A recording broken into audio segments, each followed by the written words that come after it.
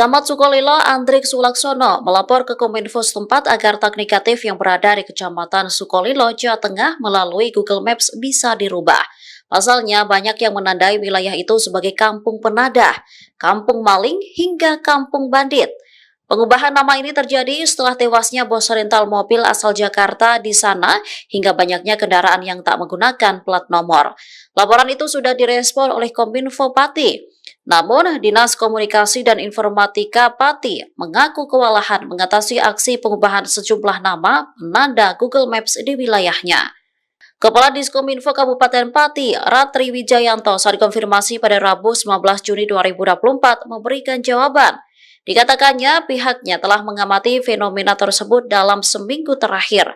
Menurutnya, Diskominfo saat ini baru bisa menangani persoalan tersebut menggunakan fitur yang disediakan oleh Google. Pasalnya, Google Maps tak berada di bawah kendali Kominfo, melainkan platform yang dikelola Google. Namun menurutnya langkah itu belum efektif.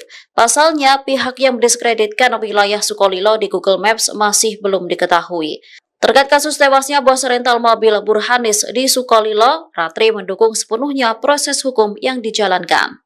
Download Tribun X sekarang, menghadirkan lokal menjadi Indonesia.